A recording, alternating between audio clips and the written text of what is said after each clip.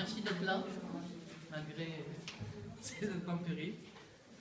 C'est très courageux d'être là. On va démarrer, ça fera venir ceux qui sont dans les bouchons. Est-ce que tout le monde connaît le neurotraining ou pas? Est-ce que tout le monde a reçu du neurotraining? Qui c'est qui n'a pas reçu? C'est bien. Alors le but de ces conférences, c'est de vous montrer le contenu du neurotraining. Oui, c'est une école de formation ici, on donne les cours ici en théorie, la pratique à côté. Voilà, on mange dehors quand il fait beau, dans les salles à manger quand il fait pas beau. Voilà, ça c'est l'endroit où on apprend à devenir neurotraîneur. C'est là où aussi où on fait les conférences. Donc, le but de ces conférences, c'est de vous montrer tout ce qu'il y a dedans. Comme ça, quand vous recevez du neurotraining, vous comprenez davantage pourquoi on trouve ça, pourquoi on ne trouve pas ça. Et en même temps, ce qu'on trouve, vous aurez tout à l'heure la connaissance de ce qu'on ne trouve pas. Donc du coup, ça va étendre votre réception de... Voici le directeur d'école, Yann. Bonjour. Normalement, c'est...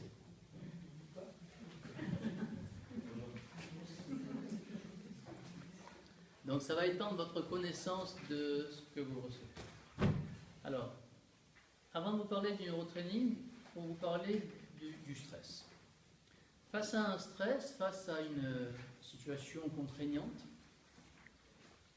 l'organisme va répondre de différentes manières. En premier, il va répondre par un message d'alerte. Je sais m'adapter ou je ne sais pas m'adapter à ce stress. Et si il sait s'adapter, tant mieux. Il trouve une solution, il trouve une réponse. S'il ne sait pas s'adapter, il va essayer, cet organisme, de résister à ce stress. Le problème, c'est qu'en résistant à ce stress, ça va lui puiser de l'énergie. Et à force de résister, cette énergie va venir à manquer. Et comme cette énergie va venir à manquer, la physiologie va s'en mêler. Alors la physiologie, c'est votre fonctionnement interne. Face à cette situation, elle va répondre de deux manières. Je lutte ou je fuis. Donc il va y avoir une réponse de fuite. Vous aurez besoin d'adrénaline. Il faut fuir. Il faut cavaler, il faut aller vite. Vous aurez des réponses de lutte. Il ne faut pas avoir mal. Donc, comme il ne faut pas avoir mal, l'organisme va libérer du cortisol qui va vous empêcher d'avoir mal. C'est bien tout ça. Le seul souci, c'est qu'à force de résister et de rester dans cette situation sans solution, ces hormones de stress, on entend parler d'ACTH, ces hormones de stress vont rester dans le corps. Et comme elles vont rester dans le corps, ça va rendre le corps acide.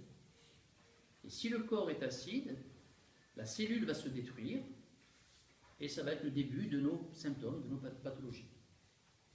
Donc nous, on va essayer de remonter au démarrage de ça. Au démarrage de ça, il y avait, j'aurais dû trouver une solution, j'aurais dû répondre à la situation. Et donc, pour répondre à cette situation, on a différents cerveaux. Et un cerveau cortex, c'est un cerveau planification, raisonnement, je trouve des décisions, je trouve des choix. Ce cerveau va essayer, lui, de trouver une solution. Il y arrive ou il n'y arrive pas. S'il n'y arrive pas, c'est ce qu'on a dit tout à l'heure. S'il y arrive, tant mieux. Notre boulot, en tant que neurotraîneur, ça sera d'aller l'aider à trouver la solution. Comment? On va se servir en neurotraining de ce qu'on appelle le modèle des principes universels. Le modèle des principes universels va nous dire toujours quel est le contexte d'origine de ce sujet. Pourquoi je n'ai pas réussi à trouver la solution à ce sujet? Et dans notre apprentissage en neurotraining, on va apprendre plein de techniques qui vont nous permettre de répondre au niveau mental, qui vont nous permettre de répondre au niveau émotionnel, qui vont nous permettre de répondre au niveau physique, qui vont nous permettre de répondre au niveau énergétique. Mais la majorité des gens ne vont pas trouver la solution à cause des peurs. Et bien on aura des techniques pour éradiquer les peurs. Et s'ils ont peur, ils vont retourner à leurs habitudes. On aura des techniques pour changer les habitudes. Mais s'ils vivent tout le temps dans la peur, qu'ils ont l'habitude d'avoir peur, ils vont finir par croire qu'ils sont limités en tant que personne. Et donc, comme ils sont limités en tant que personne, on aura des techniques pour changer leur croyance sur eux. Et tant que vous ne changez pas leur croyance sur eux, eh bien, la seule façon qu'ils aient de montrer leur non-croyance en eux, c'est au niveau physique. Donc, on va avoir des tas de pathologies physiques parce qu'on ne croit plus en soi. Parce qu'il y a une partie de nous qui dit ouais, moi je pense que c'est ça, et l'autre partie elle dit ouais, moi je ressens que je ne suis pas capable de ça. Donc ce conflit qu'on va avoir entre ces deux éléments va faire réagir nos croyances qui vont se répercuter dans le physique. 80% des pathologies physiques que nous créons, hein, vous vous levez un matin, il y a un lumbago, il y a un torticolis, il y a quelque chose, vous l'avez créé, on ne vous a pas tapé, viendront d'un conflit de croyances. Si c'est un accident, si c'est un choc, c'est autre chose. On met de l'arnica, on met de la glace et on avance. Mais si vous vous levez avec un blocage, avec une limitation, c'est toujours à cause de ça. Donc nous, on va toujours aller chercher le contexte d'origine. Ce contexte d'origine, du moment qu'on va s'occuper de ce triangle, on va s'occuper de la personne. Puis parfois, on va nous dire que cette personne, elle a un problème d'elle dans sa famille. Ben, c'est ça son problème. Et peut-être cette personne, elle va avoir un problème avec son père, avec sa mère. Elle, cette personne, elle est la preuve que cet homme et que cette femme existent, que son père et sa mère existent. Donc à travers elle, cette personne, elle va avoir un reflet de l'histoire du père, de l'histoire de la mère. Et si on a une problématique par rapport au père, vous voyez tout ce qui est bleu, ça va imprégner notre mental, notre perception. On va beaucoup avoir peur d'être soi. Mais si on a peur d'être soi, vous voyez que ça va faire réagir le méridien du rein. Mais le méridien du rein, il contrôle 63% de nous. Ce méridien du rein, il contrôle tout dans le corps.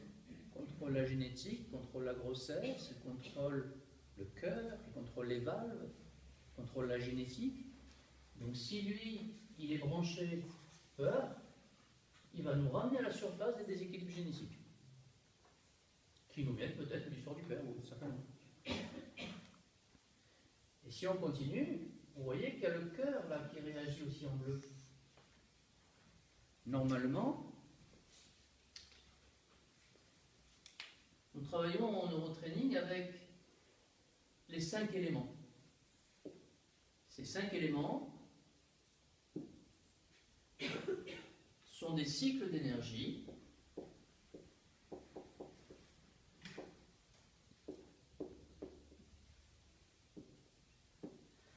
et vous voyez à travers ce que je dessine au tableau que chaque élément, ça c'est le feu, ça c'est la terre, ça c'est le métal, ça c'est l'eau, et ça c'est le bois. Au niveau énergétique, le métal coupe le bois. Le bois retient la terre. La terre, les digues, retiennent l'eau. L'eau éteint le feu. Le feu fait fondre le métal. On appelle ça le cycle Co de contrôle.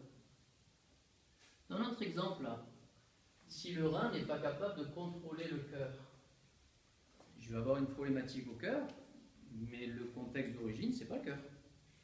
C'est le rein qui ne peut pas contrôler le cœur. Donc nous, on va toujours aller chercher le début de l'histoire. Pourquoi je n'ai pas trouvé la solution? Il y a un autre cycle qui est un cycle d'alimentation. Chacun alimente celui d'après. L'eau arrose le bois nourrit le feu nourrit la terre les minerais l'eau. Donc, tout ceci doit toujours être respecté, cette direction d'énergie. Et quand il va y avoir un symptôme, on va le montrer tout à l'heure, c'est qu'en fait, ce n'est pas respecté ça. Donc notre boulot, ça sera, en tant que neuroteneur, d'aller voir pourquoi vous avez ce symptôme, qu'est-ce qu'il veut dire ce symptôme. Donc on ira chercher la signification de votre symptôme, pour ça on a des grilles, mais en s'en rappelant toujours qu'il y a quelque chose qui ne marche pas là-dedans. Donc en neurotraining, on vous parlera toujours du modèle des principes, ça va vous donner le contexte d'origine des choses, et on va vous parler toujours d'énergie. Et ceux qui ont créé le neurotraining au début sont des chiropracteurs qui ont créé la kinésiologie, et ils ont mis en évidence une étroite relation entre les muscles, les organes et les méridiens. Les méridiens, c'est des canaux, ce sont des canaux dans lesquels coule une énergie qui va toujours que dans un seul sens. L'estomac descend, la rate monte, le cœur descend, l'intestin grêle, etc., etc. Donc cette énergie qui a ce cycle-là, elle a ce cycle-là aussi. Elle monte, elle descend, elle monte, elle descend. Ça devrait toujours être comme ça. Et on va se rendre compte qu'en fait, quand il va y avoir un symptôme ou une pathologie, c'est qu'il y a un méridien qui marche à l'envers. On va appeler ça le refoulement. Alors le refoulement, c'est j'aurais dû exprimer, l'histoire du début là, j'aurais dû trouver la solution, j'ai résisté, je me suis épuisé, j'ai compensé comme j'ai pu, et puis j'ai fait marche arrière. Je n'ai pas pu trouver de solution. Donc ce refoulement est une marche arrière par rapport à la situation. Mais comme je ne peux pas le dire, je vais le dire. Donc finalement, tout ce que je ne vais pas pouvoir exprimer horizontalement, dans mon relationnel, au père, à la mère, au travail, à qui vous voulez, je vais le dire dans mon corps. Notre boulot, ça sera plus facile. Ça sera de corriger ce vertical. Plus je croirai en moi verticalement, moins j'aurai peur verticalement. Plus j'aurai des bonnes habitudes de fonctionner, mieux je fonctionnerai avec tout le monde. Donc on va travailler beaucoup dans le vertical pour pouvoir solutionner l'horizontal.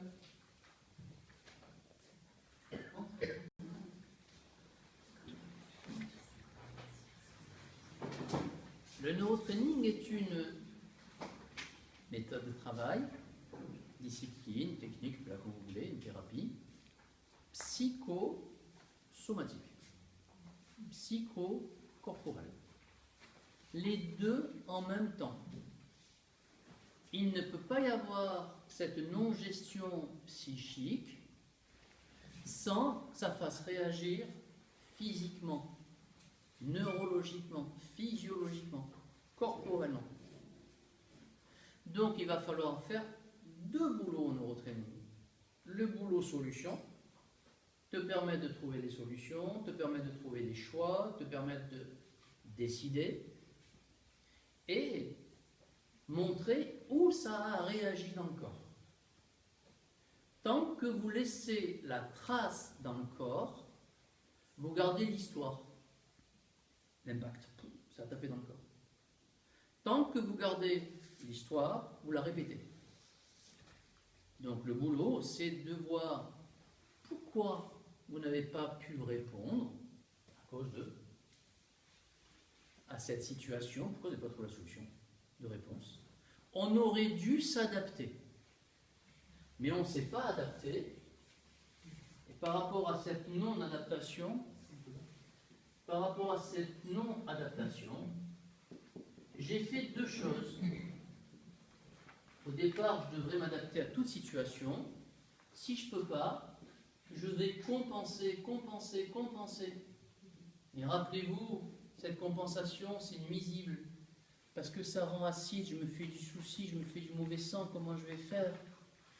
Et à la fin, je vais refouler l'expression de qui je suis. Bon, ok, tu as gagné, je fais comme tu veux que je fasse. C'est pas moi. Du coup, ce refoulement, c'est refoulement de l'expression de sa vraie nature. Et un refoulement va se montrer où? En fonction de l'émotion que vous allez ressentir pareil, on est cerné. En fonction de l'émotion que vous allez ressentir, ça va agir à des endroits et pas d'autres.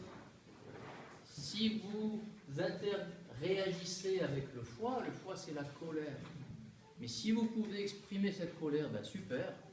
Mais si vous ne pouvez pas exprimer cette colère, c'est le foie qui va réagir. Et ce refoulement du foie, je suis un colérique, je suis un révolté, mais je ne peux pas le sortir. Pas le foie qui va prendre. C'est le refoulement au niveau de l'énergie, c'est le poumon.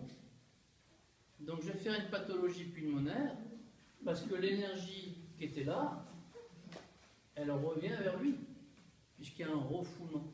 Ça marche en sens inverse.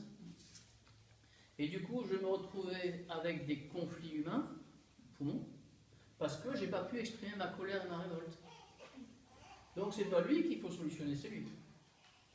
Donc on va apprendre les mécanismes de comment ça fonctionne au niveau énergétique pour savoir où agir. Parce que si j'agis là, au niveau du foie, j'aide encore la personne à compenser, mais c'est déjà son problème. Donc si je donne encore plus d'énergie à la compensation, elle va refouler davantage. Donc je vais avoir encore plus de problèmes au niveau pulmonaire. Quelqu'un qui va venir vous voir pour des problématiques de cœur, il faudra aller voir cette problématique de cœur. Pourquoi c'est pas contrôlé en face? Et pourquoi lui, il ne contrôle pas lui? Qu'est-ce qu'il a, lui? Donc peut-être que lui, le rein, il a une problématique avec ses peurs. Peut-être qu'il ne sait pas gérer ses peurs. Mais peut-être que lui, le rein, il n'est pas contrôlé lui non plus. Peut-être que c'est quelqu'un qui n'accepte pas ce qu'il vit, pancréas. Donc si c'est une personne qui est dans la non-acceptation, elle ne va pas pouvoir contrôler son rein, l'identité qu'elle est, qui ne va pas pouvoir contrôler le cœur, la joie d'être qui je suis. Donc finalement, cette personne, elle montre plus sa joie, le cœur, à cause de ses peurs. Ce n'est pas les peurs le problème, c'est la non-acceptation ici de ce qu'elle vit. Donc vous voyez, l'idée en neurotraining, c'est de trouver l'endroit où ça a fait ça. Ça marchait, ça ne marche plus. Qu'est-ce qui s'est passé dans la nuit de cette boîte d'haricots? Qu'est-ce qui s'est passé? Donc, on va aller chercher ce contexte de bascule. Et ce contexte de bascule, on va apprendre dans cette formation des techniques pour répondre dans chaque domaine. Si le problème il est mental, il faudra répondre en mental. Si le problème il est nutritionnel, il faudra répondre en nutritionnel. Si le problème il est émotionnel, il faudra répondre en émotionnel. Sinon, vous aidez de nouveau à compenser. Et la personne est bien au départ pour ça. Donc le but, c'est d'apprendre tout ça pour dire au cerveau quelle est l'origine de ton problème. Si c'est un problème d'harmonique ou si c'est un problème de finance, personne vient me voir en me disant moi j'ai un problème de finance, j'ai jamais d'argent. Il faut savoir que les finances sont la deuxième chance de solutionner soit dans la famille. Au départ, on a soit dans la famille. On s'est construit jusqu'à 14 ans dans la famille, puis après on a expérimenté la société. Donc les finances, c'est une valeur, les finances, c'est de la valorisation. On va avoir un problème de finances parce qu'un problème de non-valorisation dans la société, parce que non-valorisation dans la famille.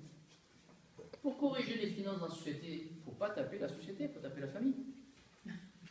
C'est là où il va falloir corriger, puisque ça c'est la deuxième chance. Et après les mathématiques, j'arriverai à construire, c'est la troisième chance. Mais si j'arrive rien à construire, c'est que quelque part, quand je me suis construit, il y a un problème. Donc on va toujours remonter à l'origine des choses où on aurait dû avoir une solution.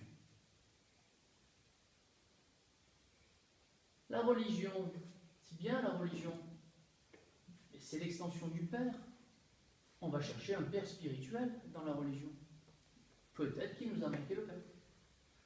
Alors qu'on y aille par choix, super. Qu'on y aille par non-choix, pas super. Et le but de notre travail, c'est de rendre les choses possibles. On parlera toujours en neurotraining du yin-yang. Je dois pouvoir aller aller à gauche comme je dois pouvoir aller à droite. Je suis libre, je fais ce que je veux.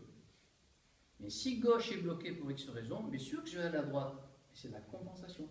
C'est du non-choix. Et tôt ou tard, je vais me prendre un mur, parce que c'est du non-choix. Ce mur va venir me dire que ce n'est pas ma route. Ce mur, c'est des attaques de la réalité, c'est des accidents, c'est des séparations, c'est des attaques de la réalité qui viennent me dire, mais tu fais fausse route. Et quand on est sur ce lit de convalescence, on dit, pas ça ma vie. Quand je vais m'en sortir, j'irai dans ma vraie vie. Il faut qu'on arrive à se prendre le mur pour se rendre compte que ce n'est pas notre vie. Donc le but, c'est de travailler en neurotraining sur toujours possible choix. Gauche, droite, oui, non, homme, femme. On va travailler en neurotraining. Ça va pour tout le monde? Il y a des questions là-dessus?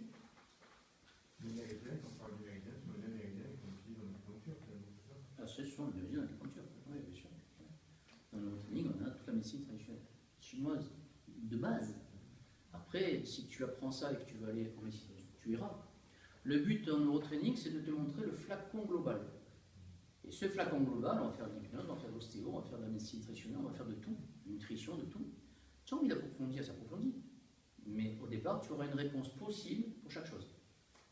Donc, médecine traditionnelle, des méridiens, on va s'en servir sans arrêt.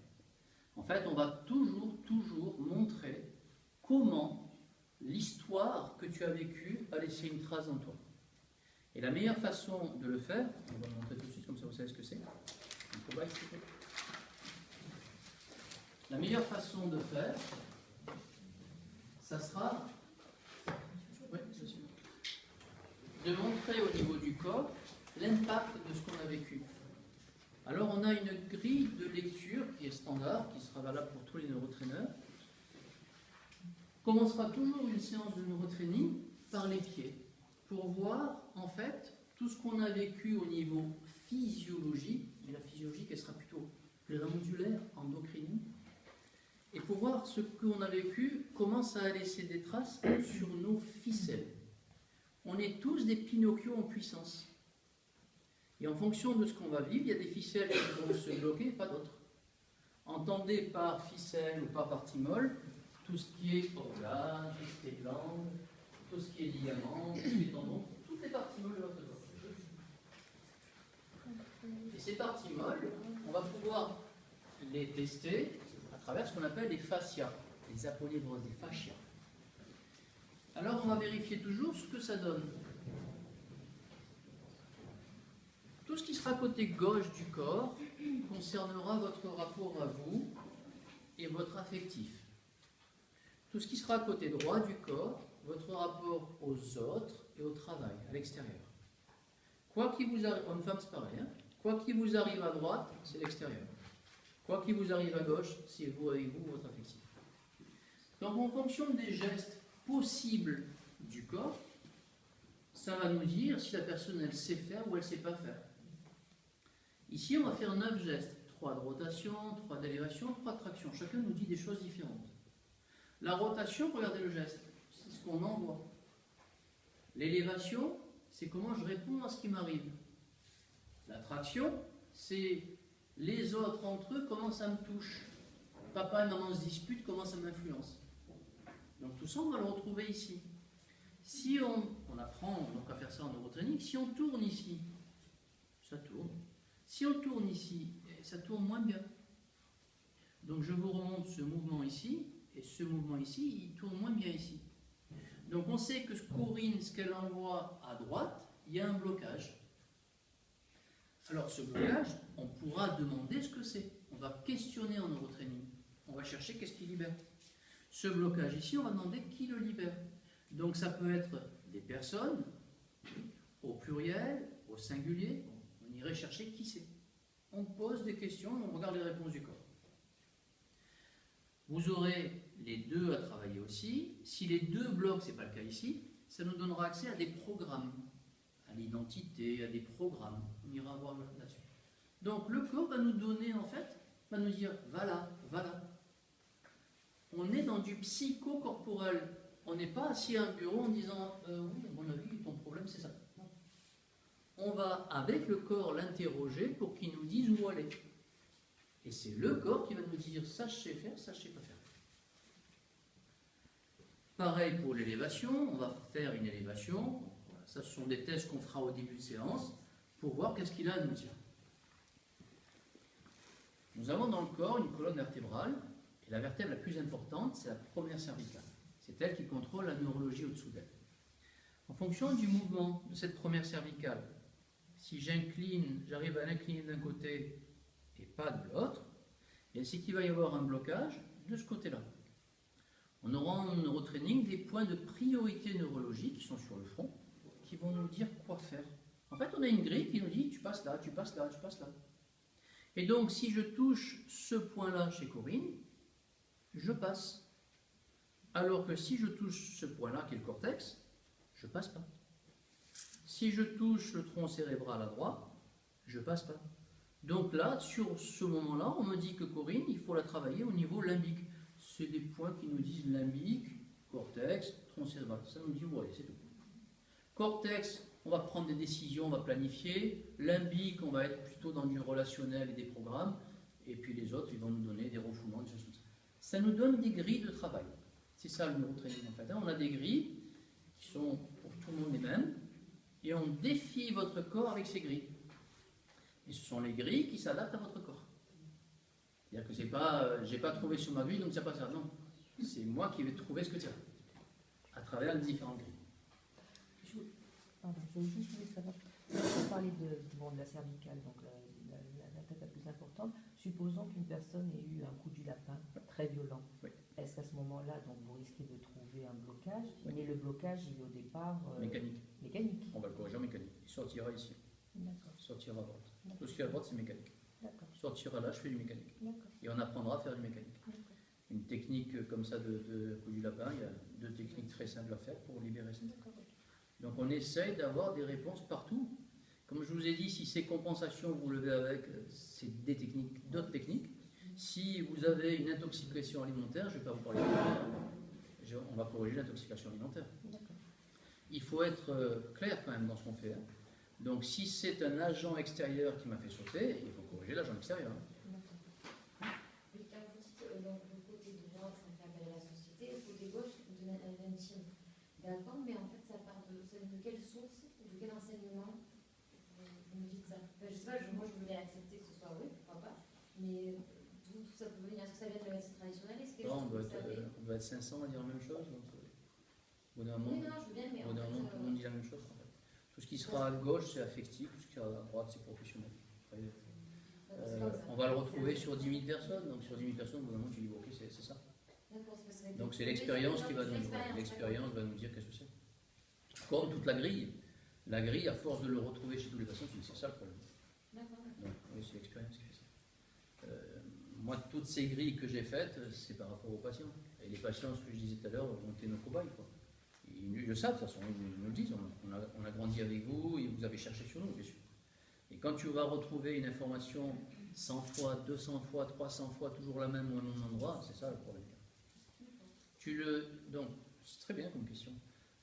On ne gardera en neurotraining que ce qui est objectif. Objectif, c'est vrai pour tous. Il y a trop de pratiques qui ne gardent que du subjectif. Je suis contre. Parce que c'est en relation avec le praticien. Point. Nous, quand on est, je sais pas, il y a 1000 personnes qui ont été formées, les 1000 retrouvent la même chose. Donc, à partir de là, c'est vrai, parce que tu le retrouves tout le temps. Donc, ça sera objectif. Et ce qu'on apprend en neurotraining dès le départ, dès le premier stage, c'est à ne garder que ce qui est objectif et ce qui est prioritaire. Et il y a une troisième question qu'on pose toujours, la permission. Est-ce qu'on a la permission de faire ce qu'on fait avec cette personne? Si on n'a pas la permission, on ne le fait pas. Si on a la permission d'agir, on le fera. Or, il y a trop de pratiques, ne serait-ce que tu prends un dafalgan. Est-ce que tu as la permission de le faire? On se pose un peu la question. On prend le dafalgan. Donc, voilà, le but là, c'est de respecter la physiologie de l'autre et de lui demander à chaque fois si c'est prioritaire pour elle, si c'est objectif, c'est-à-dire que c'est vrai pour... objectif, c'est plus génétique. Subjectif, c'est plus comportemental. Comportement, pour toi sera ça, pour toi sera pas ça, pour toi sera pas ça. Enfin bon. Objectif, c'est vrai pour les trois. Donc on va garder.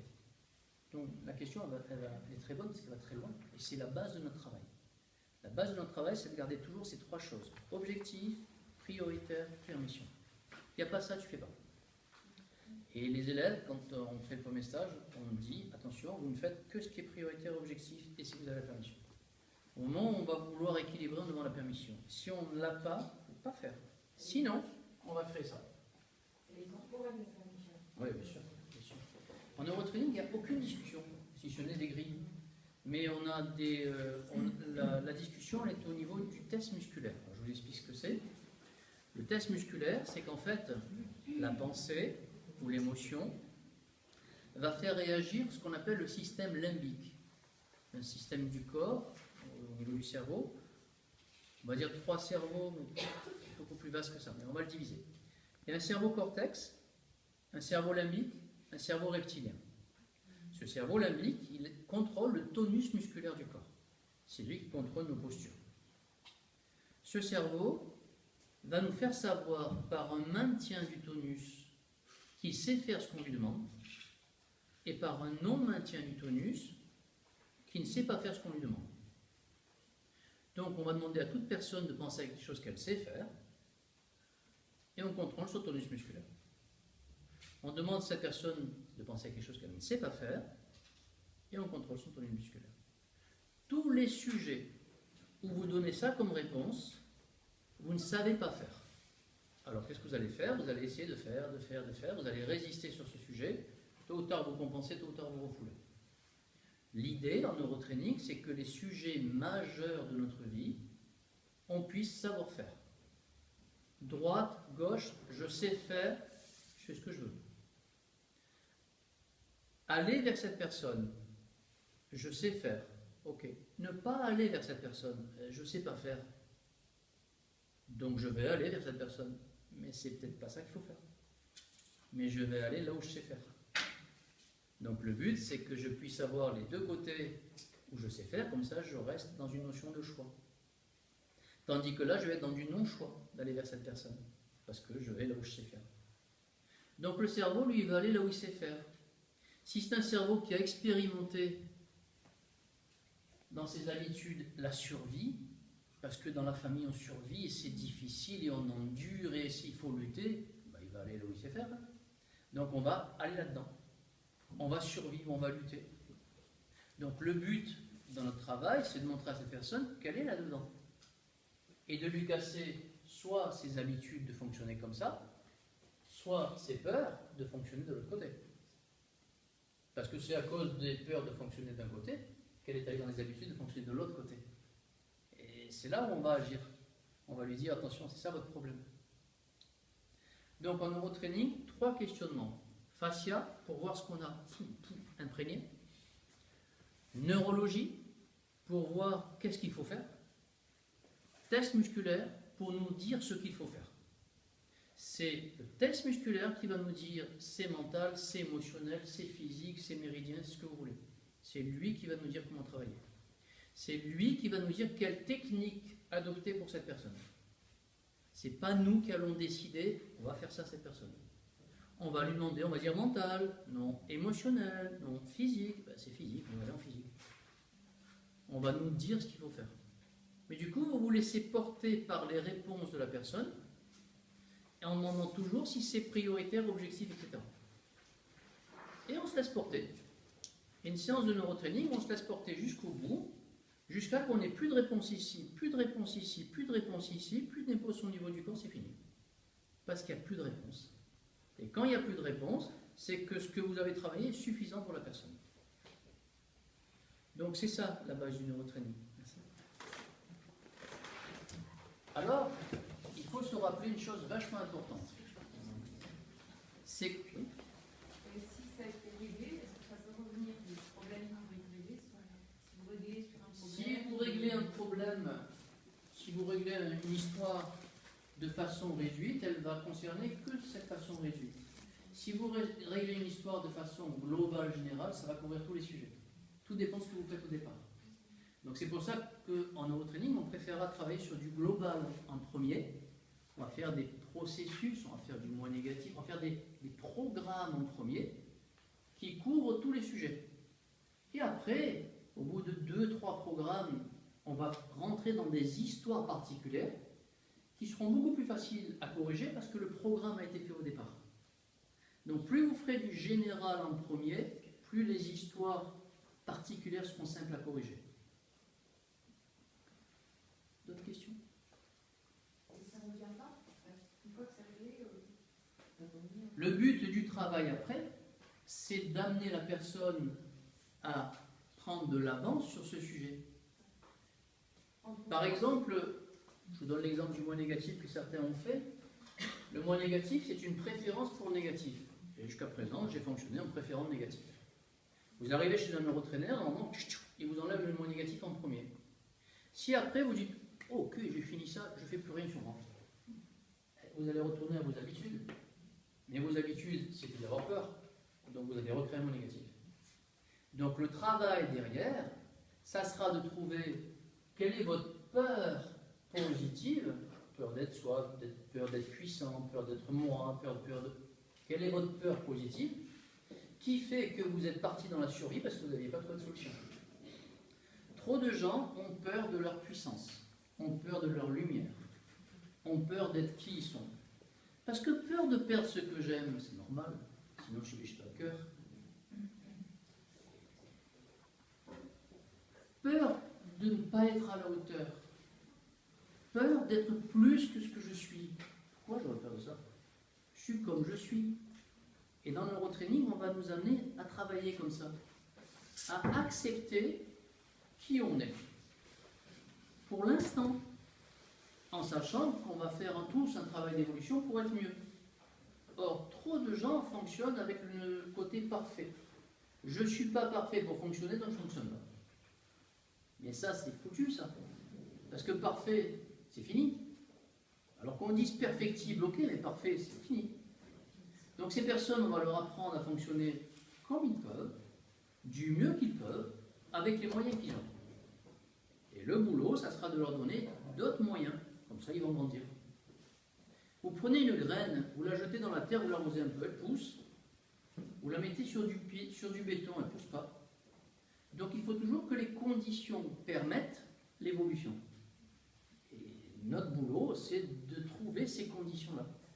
Ces conditions peuvent être bloquées par des peurs, par des croyances, dans la famille on ne fait pas ça, par des habitudes, par ce que vous voulez, par des problèmes de finances, qui fait que les conditions ne sont pas respectées. Du coup, on n'évolue pas.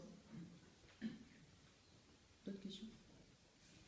Alors, quelque chose de très important pour nous tous. Chaque fois qu'on va chercher une réponse, le cerveau va toujours aller voir en premier si on a déjà répondu à peu près de la même manière avant. Il est économe d'énergie. Donc si on a répondu avant de la même manière, super pour lui. Il a déjà une manière de fonctionner. Donc, il va nous faire répondre de la même manière. Mais ce qui était approprié à 8 ans, ça n'est plus à 43 ans. Donc du coup, nous, on va aller se caler sur ce mode de fonctionnement qui est ce 8 ans. On va équilibrer pour donner d'autres réponses à 8 ans, pour que ça serve de modèle de nouveau à cette situation, mais autrement, pour qu'on puisse répondre différemment. Il répète le cerveau. Et le problème, c'est qu'il va répéter davantage ce qu'il a marqué au niveau émotionnel. Je peux effacer.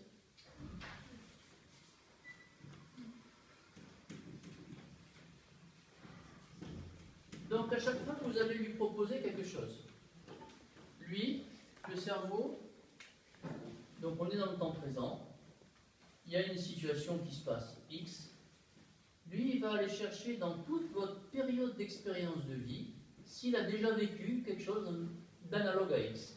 S'il a trouvé ce 8 ans, ben, il va nous faire répondre comme ce 8 ans. Mais avant cette période d'expérience de vie, on a une période qu'on appelle la période de référence de vie. Et elle dit bien ce que ça veut dire. En fait, c'est une période de l'intra-utérin, c'est là où on s'est construit. Et là où on s'est construit, on a tous ressenti, expérimenté, pour la première fois quelque chose. On a tous épongé notre mère. Et ce qu'elle vivait, eh bien, ça a imprégné nos tissus en développement. Cette période de référence de vie, quand on va passer de 0 à 7 ans, on va essayer de mettre en application ce qu'on a vécu là. Et si on réussit, ça nous fait des croyances pour la vie. Le cerveau, lui, quand vous allez lui parler de séparation, la séparation pour lui, la première fois, c'est la naissance. Donc lui, il va aller au moins voir la naissance. Mais cette naissance, imaginons qu'il y avait les spatules, qu'il y avait les forceps, que c'était difficile, eh bien la séparation sera difficile. Et cette séparation à ce travail où je devrais quand même me séparer, parce que ce n'est pas pour moi, c'est pas possible. Parce que le cerveau se cale sur la naissance. La naissance, c'est une césarienne. La césarienne, c'est que la solution vient de l'extérieur. C'est le gynéco qui vient chercher l'enfant. Il ne s'est pas engagé. Donc, quand vous allez vous demander dans le temps présent un engagement, et que le cerveau se cale sur une césarienne, il ne mange pas. Parce que lui, il va rechercher ce modèle de fonctionnement qui est la solution vient de l'extérieur. Donc, quand on vous demande à vous la solution qui est de vous engager, vous dites non. Parce qu'il y a cette mémoire de césarienne.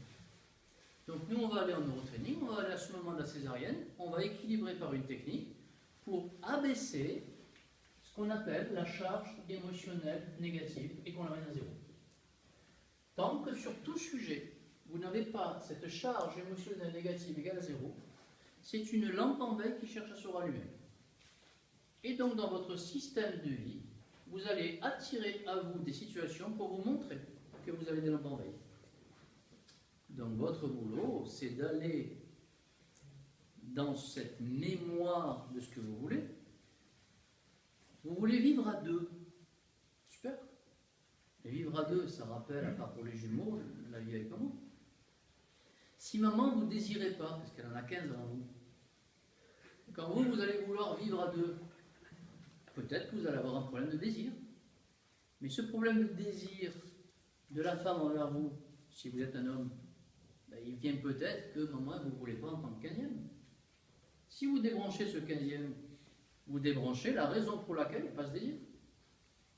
Après, il y a toujours le relationnel avec la personne, je t'aime, tu m'aimes, machin.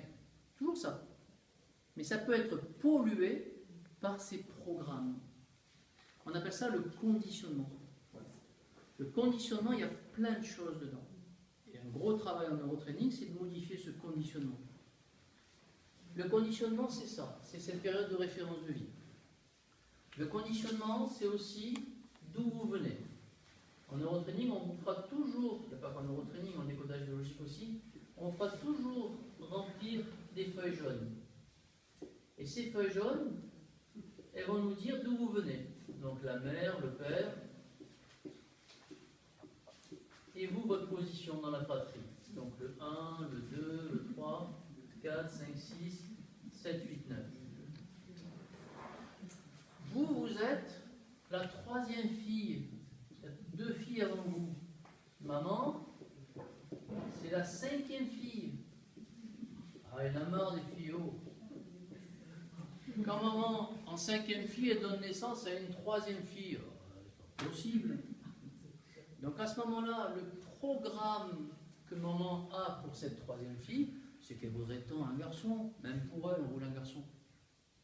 Donc il y a quelque chose qui est très important et que vous devrez toujours tenir compte dans toute problématique, c'est ce qu'on appelle le projet-sens. Le projet-sens, c'est ce qu'on voulait pour vous au départ.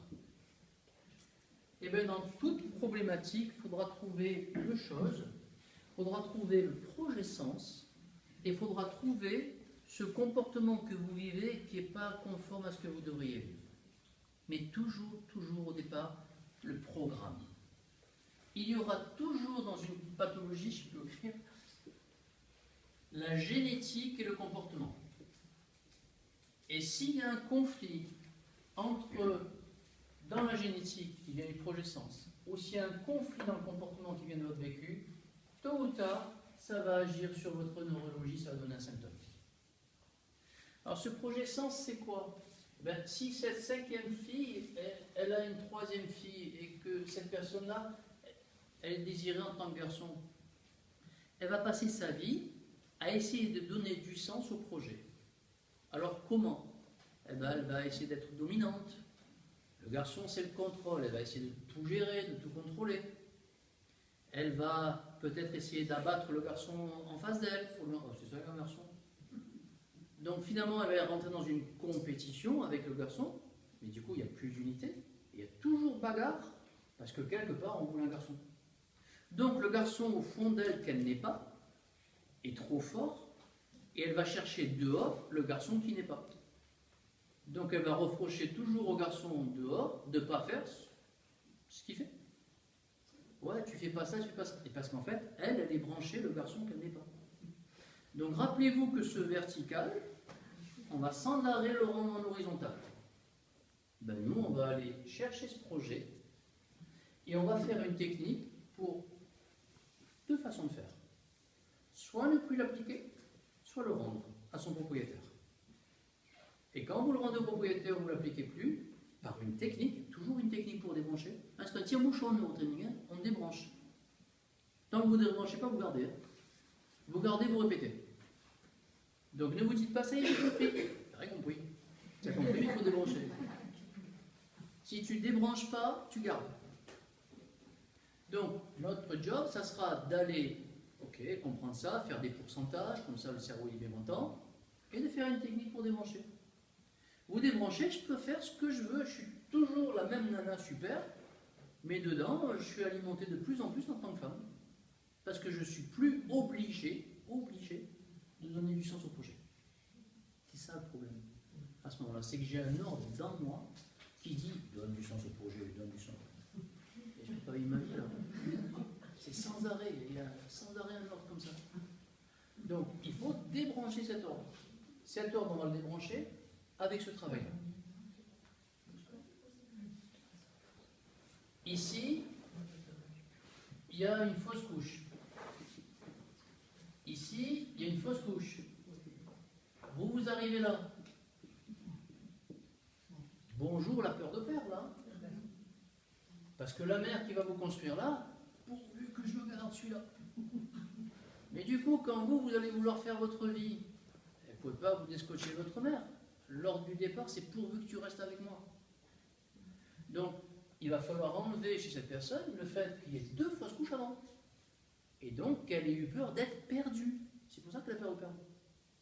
Et c'est une personne, quand elle a quelque chose, elle le garde. Ou elle a toujours peur de perdre.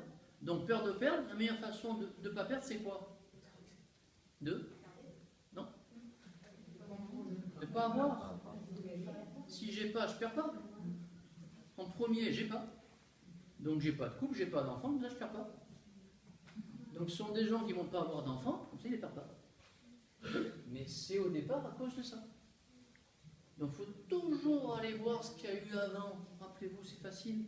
On va voir ce qu'il y a eu avant, qui fait que le cerveau, lui, se cale là-dessus, et qui nous fait répéter. C'est pas répéter le problème, c'est ce qu'il y a eu avant, parce que lui se cale dessus. Bien sûr, avec plaisir.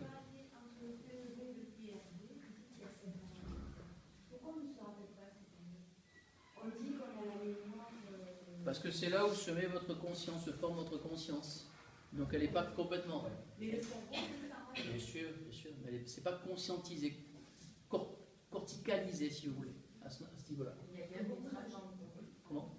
Il y a bien des traces dans le corps. Oh, bien sûr. C'est pour ça qu'on peut les retrouver. Beaucoup de monde ne se rappelle pas. Personne. 3 ans. Personne ne se rappellera 3 mois intra-utérin. Oui, ça Mais dans... c'est la même chose. Parce que dans le corps, on va le retrouver le 3 mois intra-utérin. Et quand on va aller demander à la maman, qu'est-ce qui s'est passé à 3 mois? Ah bah tu sais pas, ton père il a failli partir. Boum, on l'a retrouvé dans le corps. Donc notre boulot, c'est d'aller retrouver ces mémoires. Parce que ces mémoires, c'est ce conditionnement. Et ce conditionnement fait que ça se répète. Et grâce au test musculaire, en fait par le test musculaire, on déroule tout le cerveau limbique. Il a tout enregistré lui. Donc on le déroule et on lit ce qu'il y a à dire. Et dans la mesure où on le fait rentrer dans un cadre de travail objectif, prioritaire, il me sort que ce qui est prioritaire. que ce qui est prioritaire pour l'instant. Ça veut dire que dans le neurotraining, on vient, et normalement dans toute thérapie, on vient déposer les choses. Mais pour que tu viennes déposer les choses, il faut que tu sois prête à les vivre autrement. Sinon, tu ne les déposes pas. On n'enlève pas en neurotraining une béquille qui sert. On vient recueillir. On recueille ce que vous venez déposer. Et pour que vous veniez déposer, il faut que votre cerveau, avec son système d'anticipation, il sache faire autrement. Ne croyez pas que c'est parce que vous avez fait une séance que vous allez fonctionner différemment. Vous étiez déjà en train de débaucher, de fonctionner différemment que vous sortez sans séance. Hein, vous le déposez, ça ne vous sert plus. Sinon, il ne sort pas. Sinon, il ne sort pas. Pas prêt. Pas prêt. Même si c'est très mauvais, C'est pas prêt. Qui est très mauvaise, que ça peut... Je veux plus ça. Pas prête. C'est pas là, tu n'es pas prête. Ça sort que quand tu es prête à le vivre différemment. Mais c'est bien aussi. Hein. Déjà, pour prendre le téléphone et prendre rendez-vous, il faut déjà voir. Ah ouais, d'accord. Ça, c'est conscient. Je suis entièrement d'accord. C'est conscient. Je veux ça. Et quand tu y arrives, tu n'es pas prêt. Donc, il y a du... Pardon. Comment on sait qu'il y a un blocage? Comment on sait qu'il y a ce blocage? Ben, c'est ce qu'on dit là. On va chercher dans le corps quelles sont les traces de ce blocage. Et on va les débrancher. Hein, on déroule l'histoire. Et cette histoire, imaginez que ça se déroule petit à petit. Vous déroulez que ce que vous pouvez. Et parce que vous avez déroulé ça, la fois d'après, vous déroulez autre chose. Vous comprenez? C'est toujours comme ça. Comme l'apprentissage. L'apprentissage, il sera cumulatif. On va faire un stage, le stage d'après, il complète celui d'avant, et celui d'avant, etc. C'est pareil pour ici. Pour combien de séances? 48. Tout dépend de la demande. Je me suis demandé combien de temps pour la première et la seconde. Ça dépend. Ça dépend ce que c'est. Ça dépend ce que c'est. Si c'est par exemple quelque chose que la personne doit laisser sortir, il faut lui laisser le temps de laisser sortir, genre le mot négatif. Il faut qu'elle laisse sortir le négatif. Le mot négatif, c'est une préférence. On préfère le négatif. Une fois qu'on a fait la séance, les deux peuvent rentrer, enfin le positif peut rentrer et le négatif sortir. Il faut le laisser sortir l'autre et faire rentrer. Et à un moment donné, la personne elle va se rendre compte qu'en fait, il n'y a plus rien qui rentre et elle ne fait que sortir. Il faut intervenir. Donc on va dire un mois entre deux séances, mais ça dépend des cas.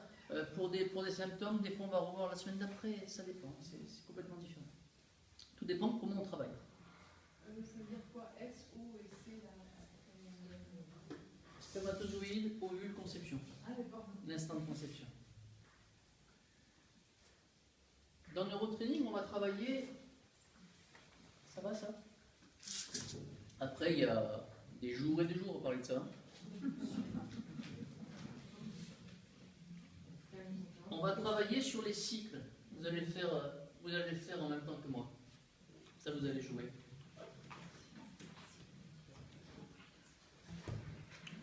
On va voir des cycles.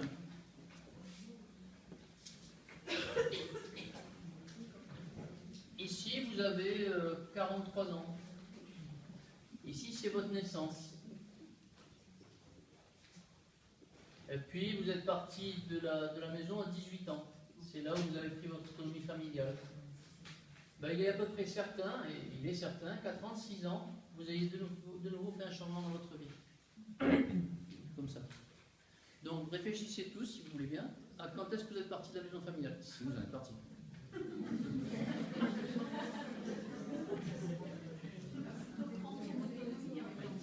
Le jour où vous partez avec votre baluchon. Pas autonome, vous partez de votre baluchon. C'est même si c'est pas maman qui vous donne de l'argent. Vous avez votre adresse à vous, c'est votre maison à vous. Vous ne retournez plus dans la maison familiale. Donc, pensez tous à cet âge-là. Et si vous pouvez, pensez au double de cet âge-là. Regardez qu'est-ce qui s'est passé. Si vous n'avez pas le double de cet âge-là, essayez de repérer l'âge le plus marquant entre votre naissance et cette autonomie familiale. Imaginons que ça soit 7 ans. À 25 ans, vous retrouvez quelque chose. Donc faites-le. Le jour où vous êtes parti, dites-vous qu'est-ce qui m'a marqué le plus entre ma naissance et cet âge-là, et additionnez. Et l'âge que vous allez trouver ici, qui se répercute ici, sur 7 ans ici, c'est cet âge-là qui crée le cycle cellulaire mémorisé biologique. C'est dans la cellule, c'est en mémoire, ça tape dans la biologie et c'est un cycle. Si vous laissez cet âge-là, à 36 ans plus 7, 43, de nouveau vous faites une séparation. C'est toujours des chocs négatifs qu'on cherche, hein, des changements, des séparations, des pertes. Cherchez toujours ça. Donc, vérifiez votre âge d'autonomie familiale, le double, pour ceux qui peuvent. Si vous ne pouvez pas, vous trouvez l'âge le plus marquant entre la naissance et ça, et vous l'additionnez. Et quand on a du mal à trouver entre l'âge d'autonomie familiale et la naissance, est-ce que par en gros des choses qui ont arriver après, on peut... Si par exemple tu n'arrives pas à trouver que c'est par exemple 18 ans, et que tu trouves que c'est 21, que c'est marquant pour toi, ce 3 ans il s'est passé quelque chose. Voilà, tu marches à l'envers. Tu marches à l'envers. C'est bon, vous avez fait? Mais ça ne veut pas dire forcément qu'après, à 43 ans, on va forcément refaire quelque chose.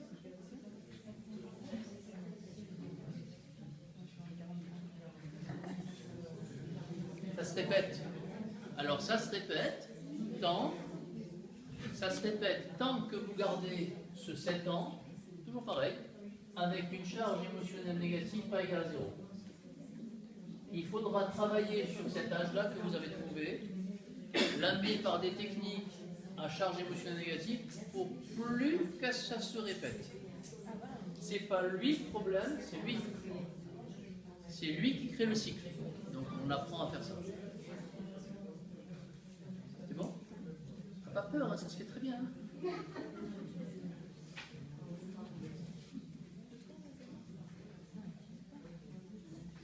On va vous faire travailler aussi en neurotraining.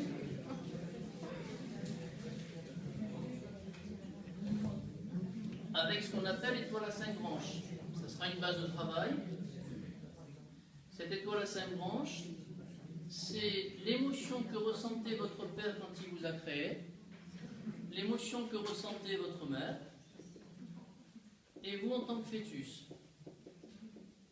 Et puis pendant que vous allez vous construire dans l'organogenèse, maman va influencer comment vous allez vous comporter en tant que femme dans la société, et papa va influencer comment vous allez vous comporter, qu'est-ce que vous allez rechercher à ressentir auprès d'un homme dans la société. Si vous êtes un homme, cet axe-là va montrer ce que vous ressentez au fond de vous. Cet axe-là, ce que vous extériorisez et ce que vous allez rechercher chez la femme. Le problème, c'est que si vous avez un stress sur cet axe-là, vous allez rechercher chez cette femme le miroir de votre conflit. Quand vous l'aurez solutionné, vous quittez la femme. Donc autant corriger ça avant, c'est pour ça qu'on demande toujours de les faire avant la puberté, c'est l'idéal. Autant corriger avant, comme ça le choix que vous allez faire de l'autre personne, c'est un choix de personne et non pas le miroir de vos conflits. Donc plus libre. Hein, pour une femme, ce que vous recherchez ici, c'est ce que vous extériorisez, ce que vous recherchez chez l'autre. Et ça, c'est vous en tant que personne. Donc vous voyez, dans ce conditionnement, on a tout ce qu'on a vécu. On a nos programmes du départ, on a notre projet sens, on a notre fratrie, il y a des choses. Hein. Donc tout ça, ça cherche à conditionner notre vie. Ben, nous, on va derrière, on débranche. Comme ça, vous ne menez plus la même vie. Parce que vous êtes libre de votre conditionnement. Sinon, comme le mot l'indique, on est conditionné à réagir de cette façon. Mais du coup, c'est plus vous. Vous réagissez comme on vous a dit de le faire derrière sans le savoir. Oui.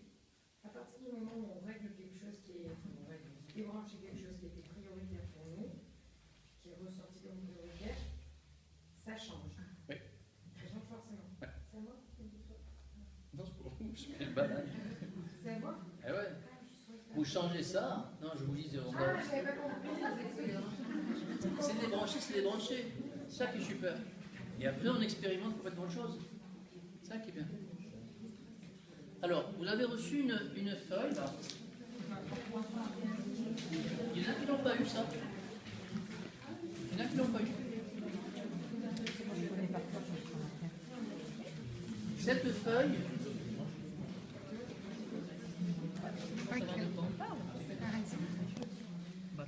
feuille, c'est le système lymphatique. Nous sommes régulés par 3 fluides majeurs. Le sang, l'eau La lymphe. La lymphe, c'est notre poubelle. On doit mettre dedans tout ce qu'on ne sait pas gérer. On doit mettre dedans nos médicaments trop, notre toxicité relationnelle. Alors, on devrait tous savoir s'auto-tester. Facile. On cale le coude contre le corps, et on appuie avec notre autre main sur ce bras. Et au départ, quand on appuie, ce bras, il ne bouge pas. Donc, amusez-vous à le faire. Calez-vous, appuyez sur votre bras, il ne bouge pas. Faites-le plusieurs fois, mais il ne faut pas qu'il bouge d'1 millimètre. Ok. Calez-vous, il ne bouge pas.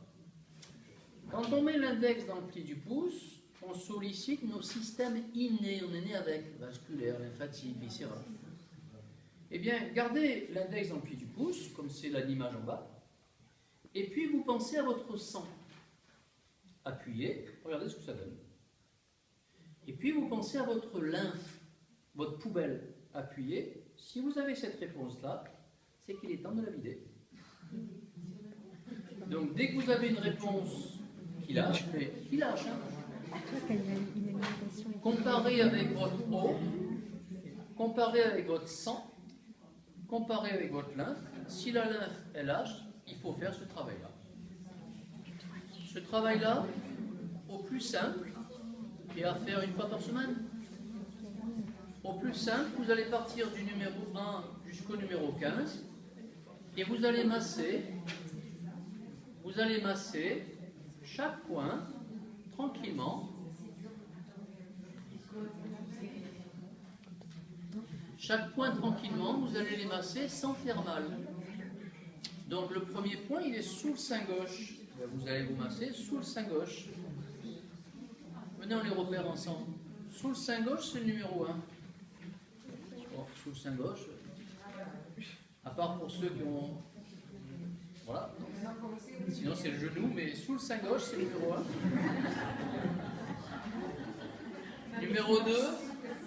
Numéro 2, c'est le pli du coude. Le pli du coude, l'angle du coude, on va masser son numéro 2. Pour stimuler ce point. C'est le rat de pancréas. Le premier, c'est l'estomac, ça c'est le rat de pancréas. Le numéro 3, vous avez vos mamelons qui correspondent au 4e, 5e côte. Donc vous montez d'un étage, vous êtes sur le numéro 3 pour le cœur, qui vous servira aussi, comme il y a marqué 8, pour la thyroïde. Vous massez ces points.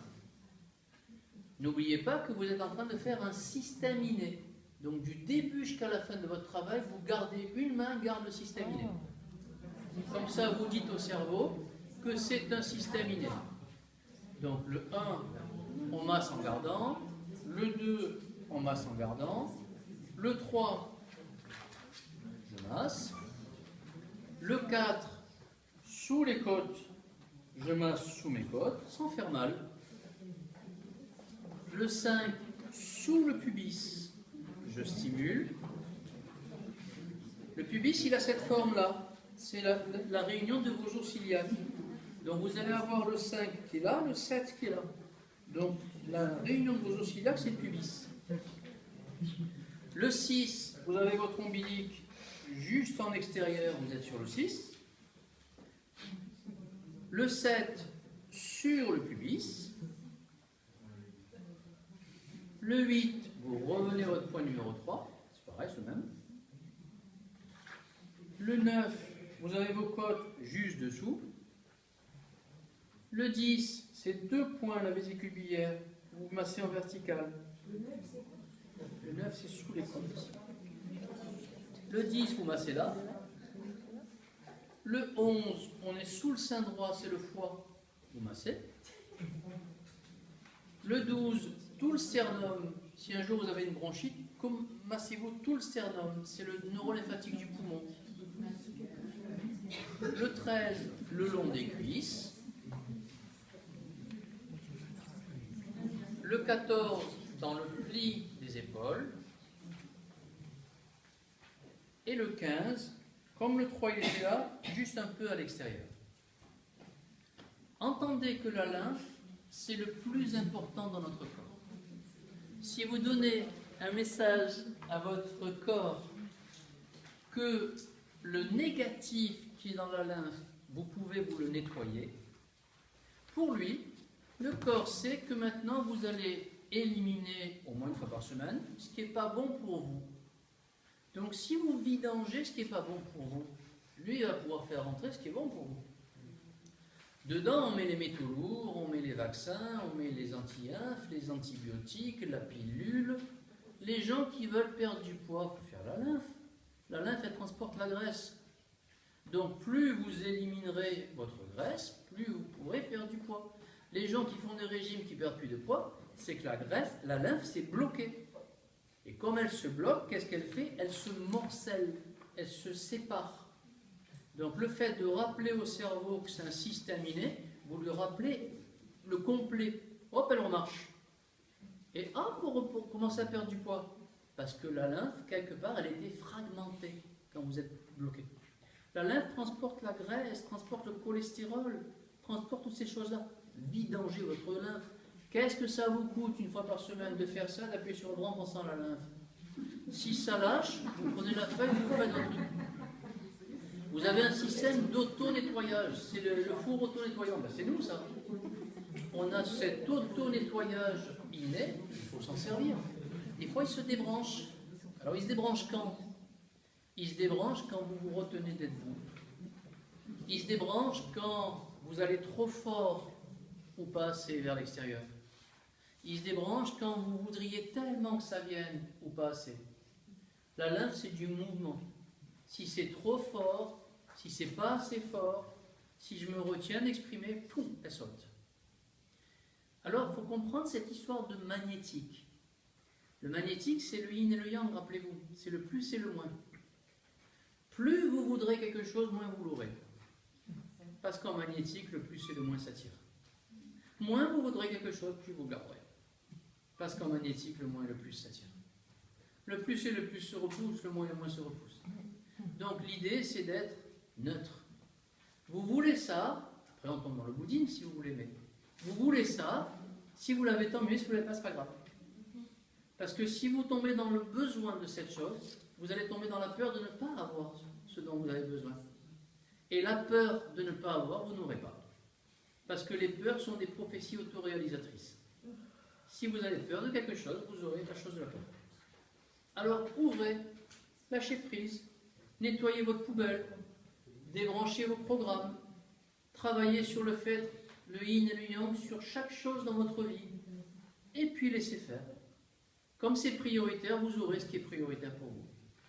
Et des fois, vous aurez des choses qui ne sont pas bonnes pour vous. Rappelez-vous qu'une chose pas bonne ne peut pas exister sans une chose bonne, c'est le yin et le yang. Donc à ce moment-là, au lieu de vous concentrer sur ce pas bon, dites-vous, ok, il y a ça qui n'est pas bon, mais qu'est-ce qu'il y a de bon alors en parallèle? Et focalisez-vous sur ce qu'il y a de bon en parallèle. Et vous laissez rentrer, et vous laissez sortir l'autre. Donc le cerveau, lui, il augmente là où vous vous concentrez. Si vous vous concentrez sur vos défauts, il va vous les augmenter. Si vous vous concentrez sur vos qualités, il va vous les augmenter. Alors augmentez vos qualités. Concentrez-vous sur ça. En vous disant, je fais du mieux que je peux, avec les moyens du moment. Et là, vous lâchez prise. Et ce qui vous arrive n'est qu'une expérience à vivre. Et relevez le défi de cette expérience. On apprend de l'expérience. C'est négatif, et bien vous apprendrez à gérer du négatif. C'est positif, tant mieux. Et l'idée, quelque part, c'est la joie d'être qui on est. La joie habite notre cœur. Et on a vu dans le tableau des 5 éléments tout à l'heure que c'était le rein qui contrôlait le cœur. Donc si j'ai pas la joie dans le cœur, c'est que j'ai peur. Et si j'ai peur de quoi? J'ai peur de moi. J'ai peur d'être plus que ce que je suis. J'ai peur de ma lumière. Alors j'ai pas la joie dans le cœur. Le foie, lui, c'est la colère.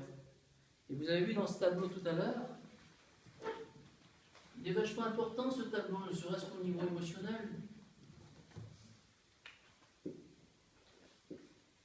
Ici, vous avez le cœur. Ici, vous avez le maître-cœur. On va garder que ce qui est dedans. Là, il y a le rein. Là, il y a le poumon. Et là, il y a rat de pancréas. Donc, je voudrais de la douceur dans la vie. Rat de pancréas, c'est le sucre. Pancréas, c'est le sucre. Je voudrais de la douceur dans la vie. Mais si je n'ai pas cette douceur dans la vie, peut-être que comme j'ai pas la douceur, je vais me polariser sur le fait d'avoir de la douceur, mais du coup, je ne contrôle plus mes peurs. Parce que toute mon énergie reste là. Mais comme mon énergie reste là, mon rêve ne peut plus contrôler mon cœur. Alors comme j'ai pas cette joie parce que j'ai pas la douceur, eh ben, je vais refouler ma joie. Et elle va aller où? Dans le foie, dans la colère. Alors je vais être agressif. Je vais être agressif parce que je n'ai pas eu au départ la douceur que je voulais avoir. Et comme le foie contrôle le pancréas, et que lui, il a un refoulement de la joie et qui extériorise sa colère, cette agressivité qui est ici fait que j'aurai encore moins de douceur. Et du coup, je tourne en rond dans cette histoire. Et à force, je ne vais plus avoir cette joie, le cœur, d'être moi. Le cœur, c'est facile, il veut 4 choses. Il veut la joie, il veut l'unité, il veut l'amour, il veut la sécurité. Et pour me sentir en sécurité, il faut que je me sente contrôlé. Mais si je ne peux pas me sentir contrôlé parce que lui, il ne peut pas me contrôler, je me sens en insécurité. Et donc, comme je me sens en insécurité au niveau de mon cœur, ben, je ne vais pas m'aimer. Ah, ben, je vais retomber dans la révolte. Pourquoi pas moi? Pourquoi les autres et pas moi? Et du coup, je vais exprimer cette révolte. Mais cette révolte fait que je ne vais pas accepter, par pancréas, ce qui se passe dans ma vie. Donc du coup, j'ai plus de tout ça. Les gens qui ont du diabète sont des gens qui résistent, parce qu'ils n'ont pas accepté quelque chose. Au départ, ils n'ont pas accepté eux-mêmes. Donc comme ils ne se sont pas acceptés, quelque part, ils ont peur de la réaction de l'autre. Et comme ils ont peur de la réaction de l'autre, ils sont sûrs qu'ils ne vont pas avoir l'amour de l'autre. Alors ils expriment de la colère, de l'agressivité, et quelque part au niveau du poumon, ils ne sont pas fiers d'être eux. C'est tout bête, hein, c'est tout marqué là. Et ici, qu'est-ce qui se passe? Il y a les hormones. Eh bien, on va avoir un déséquilibre hormonal, et dans toute pathologie, vous aurez une contribution hormonale. Les hormones, c'est la puissance. Je peux être moi. Mais si je ne peux pas être moi, comment voudrez-vous que j'ai la joie d'être moi? Ça ne marche pas. Donc l'idée en neurotraining, c'est ça, hein, c'est de trouver toujours le point du départ. Qu'est-ce qui a fait que ça a basculé? Et ce point-là est corrigé et tout est corrigé. On n'a pas à faire 50 séances. Après, qu'on fasse... Moi, je dis aux gens, une fois que vous avez fait votre gros travail, vous venez une fois, 2 fois par an, à vie. À vie. Une fois par an à vie, c'est pas grand-chose. Une fois par an, on régule. Et tu repars. Et tu. Alors, au début, on a fait le gros travail. Après, une fois par an, on entretient. Et si le cerveau sait que vous vous entretenez, il va vous amener du bon, puisque vous faites du bon. Si vous vous laissez aller, vous ne mangez pas ce qu'il faut, vous buvez que du coca, vous mangez que du McDo, c'est pas bon pour vous. Donc vous donnez un ordre à votre corps que vous faites rentrer du pas bon. Comment voudriez-vous qu'il vous respecte, votre corps, votre cerveau? Si tu fais rentrer sans arrêt du pas bon, c'est que tu t'aimes pas. Et donc l'ordre que vous donnez à ce moment-là, c'est je m'aime pas. Comment voudriez-vous être aimé? C'est pas possible, vous vous donnez l'ordre que je n'aime pas. Alors c'est sûr qu'on a notre jeunesse à faire et qu'on a le droit d'expérimenter tout ça. Et on a aussi à se faire du bon. C'est pas possible que des jeunes boivent sans arrêt des boissons pas bonnes, peu importe le nom. À un moment donné, il faut donner aussi à boire des boissons bonnes. On est composé à 64% d'eau. Buvons de l'eau. Renouvelons cette eau. Vous demandez aux gens si vous, ils vous disent « Ouais, des tisanes, du café. » Non, de l'eau. Vous buvez de l'eau. Oui. Quand je me lave les dents, il doit en passer, oui. Mais non. Vous donnez ça à boire, ils mettent un quart d'heure pour le boire. C'est un signe qu'ils ne boivent pas. Et si tu ne régénères pas ton eau, l'eau c'est le courage d'être soi. Si tu ne me régénères pas mon courage d'être moi, je n'aurai pas le courage d'être moi. Le sang c'est la valorisation de soi. Le sang et l'eau ont besoin de la lymphe. La lymphe c'est je me retiens d'être moi. Et à un moment donné, il faut arrêter de se retenir d'être soi et d'être soi. Venez, on expérimente qui on est. Et l'idée c'est de se laisser surprendre par l'expérience. Ah, je n'avais pas vu venir celui-là. Mais c'est bon. Comme ça on est curieux. Parce que si on laisse rentrer que ce qu'on contrôle, finalement on laisse rentrer que ce qu'on sait déjà, on ne prend rien dans l'histoire. Donc l'idée c'est d'être curieux de la vie et de voir quelle réponse on a, en sachant que même, peu importe la réponse qu'on aura, elle sera meilleure plus tard. Parce que Usain Bolt, il n'a pas couru en 10 secondes tout de suite, il s'est entraîné. Ben nous c'est pareil. À force de nous entraîner à répondre, après on sait le faire. Quand c'est la première fois, c'est stressant. Rappelez-vous, c'est le stress, on passe en détresse. À force de faire les choses, vous saurez les faire. Quand ils s'installent au début, les neurotraîneurs, avez des neurotraîneurs professionnels, il y a Maë, Annick et Corinne. Et Yann, directeur d'école, et Jean-Paul, le grand supporter du neurotraining. Et des élèves de neurotraining qui sont devant nous. Quand ils s'installent ou quand ils pratiquent la première fois, c'est la première fois. Je ne sais pas faire, j'ai peur de mal faire. Ce qui est normal, c'est bien, c'est simple. Mais à force de le faire, comme tout, rappelez-vous le permis de conduire, le rétro, le machin, la pédale, on était paniqués au départ. Comment? C'est vrai. Mais au départ, on était paniqués. Maintenant, on rentre, on met la ceinture, on cherche la musique, on part. C'est pareil. C'est pareil pour tout dans la vie. Donc, il faut s'entraîner. Il faut s'entraîner à donner des réponses. Et plus on donnera de réponses, mieux elles seront. Plus vous ferez de choix, meilleurs seront vos choix. Mais pour ça, il faut faire des choix. Et non pas retourner à nos habitudes qui ne sont que du non-choix. Comment? Et l'indécision, le fait capable de faire des choix. C'est les peurs. Il faut travailler les peurs. C'est les peurs. Alors, la problématique du choix, c'est pas le choix. C'est la conséquence du choix. Et la plupart des gens ont peur de gérer les conséquences de leur choix, donc ils ne font pas le choix. Donc, il faut les amener en neurotraining à travailler sur les conséquences du choix. Oh, du coup, ils font le choix. Parce qu'une fois qu'ils savent gérer ça, j'y vais. C'est toujours l'inconnu. Mais rappelez-vous, on a peur de l'inconnu. C'est fou. On a peur de quelque chose qu'on ne connaît pas. Intellectuellement, on ne devrait pas accepter ça. Et pourtant, on dit tous qu'on a peur de l'inconnu. C'est dingue. Donc, c'est gérer les conséquences de nos choix. Voilà, il faut se dire ça. Il faut se dire qu'en fait, l'idée, c'est qu'on va expérimenter. Restez là-dessus. Avec l'idée de faire du mieux que vous pouvez. Vous serez toujours pardonné si vous faites du mieux que vous pouvez. Si vous faites pour faire mal, vous prenez un retour. Vous faites du mieux que vous pouvez avec les moyens que vous avez, ça passera toujours ça. Et même les étudiants, quand ils expérimentent des techniques au départ, ils disent « C'est sûr que je ne ferai pas du mal ?» Mais non, tu es étudiant, tu fais du mieux que tu peux. Ça passe. Le professionnel qui a certaines autorités, mais qui ne fait pas, il se prendra un retour, lui. Parce qu'il aurait dû le faire. Donc si tu sais et que tu ne fais pas, tu te prends un retour. Si tu ne sais pas et que tu ne fais pas, tu es pardonné. C'est bien fait. Bien fait dans l'idée. Des questions par rapport à tout ça? Juste, vous disiez tout à l'heure qu'il était intéressant de passer sur la partie, par exemple, émotionnelle et physique, parce qu'il y a quand même pas mal de disciplines qui se développent aujourd'hui, comme l'hypnose et des choses comme ça, mais il reste toujours une empreinte dans le corps, et du coup, cette mémoire, elle existe, parce que du coup, on n'a pas complètement... Moi, je dis toujours que alors, on ne détient pas la vérité et on essaie de faire du mieux qu'on peut. Je dis toujours que le neurotraining, ça serait le flacon le plus global. Après, dans ce flacon, on va aller apprendre des tas de choses, des tas de techniques, dont l'hypnose, dont tout ça, dont la PNL, etc. En fait, quand une personne va venir nous voir pour une première séance, elle va nous donner sa priorité, par exemple, qui est mentale. Il faudrait que je sache faire du mental à ce moment-là. Mais la séance d'après, si je ne sais faire que du mental, je vais lui refaire du mental.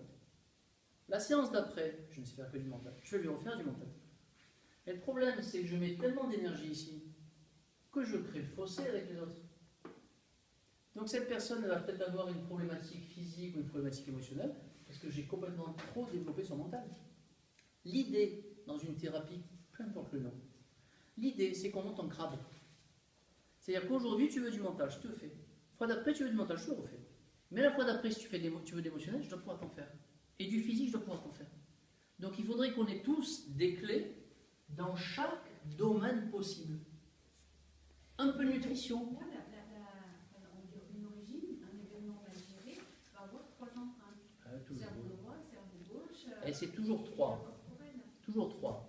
Spermatozoïde, ovule, conception. Toujours 3. Papa, maman et moi. Toujours 3. Donc quand on a expérimenté quelque chose, on l'a perçu, cette chose mentale. On a ressenti émotionnel et on a réagi physique. Toujours 3. Donc il faudrait toujours qu'on ait ce tridimensionnel. Et le tridimensionnel, c'est la différence tridimensionnelle avec le deux-dimensionnel. Deux-dimensionnel, je lis. Tridimensionnel, je l'applique, je fais entrer dans la réalité. Donc ce qui est réel est tridimensionnel. C'est pour ça que l'ADN est tridimensionnel. C'est toujours tridimensionnel. Donc, à mes yeux, après chacun fait ce qu'il peut, hein, à mes yeux, on ne devrait pas apprendre qu'une forme de thérapie en tant que praticien. Que du physique, c'est bien, tu vas être fort en physique, mais peut-être cette personne, sa douleur au dos, elle vient de l'émotionnel, peut-être qu'elle vient du mental. Alors, tu vas aller faire du physique, c'est bien, tu l'aides, hein, pas de souci, tu la soulages, c'est pas ça la cause. Le but au départ, c'est de trouver la cause. Sinon, elle aura toujours mal au dos et tu vas la masser toute ta vie. C'est un peu le problème. On fait que du pansement si on fait qu'une chose. Donc, tous les praticiens de la Terre, mais je le dis de façon ouverte, hein, devraient au moins avoir du mental, de l'émotionnel, du physique et de l'énergétique, au moins ça. Et c'est sympa, je trouve, d'apprendre. Donc, tout praticien devrait apprendre un peu d'accu, un peu de physique, un peu d'émotionnel, un peu de mental. Ça devrait être un minimum de base pour dire je suis praticien. Ça demande un savoir quand même énorme, parce que s'il y a plus d'ostéopathie, plus de neurologie, Ok. plus d'hypnose, c'est quand même... Ok, eh bien alors. Oui, d'accord. Et alors, on est là pour ça. On est praticien pour ça. C'est énorme parce que vous devez quand même donner... C'est ce qu'on fait dans le neurotraining, on apprend un peu de chaque chose. On apprend de l'énergétique, les méridiens, on apprend de l'ostéo, on apprend de l'émotionnel, on apprend de tout. On apprend de la nutrition, on apprend de tout. La kinésio. La kinésio. Mais à mes yeux, c'est obligatoire, quoi. C'est pas possible autrement. Vous apprenez la dose qui suffit pour... Le nécessaire est suffisant, je dis toujours. Voilà, c'est ça. Oui. Du coup, la question de la pluridisciplinarité, elle se pose. Est-ce que vous avez l'habitude de travailler avec d'autres spécialistes qui ont des capacités? Oui, bien sûr. Si quelqu'un sort sans arrêt en hypnose, je l'envoie chez l'hypnothérapeute, c'est son job. Quelqu'un, il sort sans arrêt en physique, il va chez l'ostéo, c'est son job. Donc au départ, toi, tu es là, tu trouves où est son truc. Tu le débranches, il n'a plus rien, tant mieux. Mais s'il a encore son truc, et encore son truc, envoie-le là où il doit aller.